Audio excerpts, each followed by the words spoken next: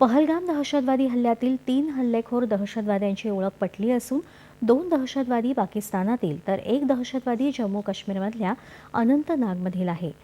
हे तीनही दहशतवादी लष्कर-ए-तैयबा या दहशतवादी संघटनेचे आहेत. आदिल हुसैन ठोकर हा दहशतवादी अनंतनागमधील स्थानिक असून अलीबाई उर्फ तल्लाभाई आणि हाशिम मुसा उर्फ सुलेमान हे 2 दहशतवादी पाकिस्तानातील आहेत. या हल्ल्याप्रकरणी आतापर्यंत 150 लोकांची चौकशी करण्यात आली आहे. दरम्यान काही दहशतवादी लपून बसले असल्याची विशिष्ट गुप्तचर माहिती मिळाल्यानंतर भारतीय लष्कर आणि जम्मू आणि काश्मीर पोलिसांनी बांदीपोराच्या कोलनार अजसच्या भागात संयुक्त शोधमोहीम सुरू केली आहे. सुरक्षा दलं आणि दहशतवाद्यांमध्ये चकमक सुरू आहे. उधमपूर चकमकीत काल शहीद झालेले हवालदार जे अली शेख यांच्या पार्थिवावर आज लष्कराकडून श्रद्धांजली वाहण्यात आली.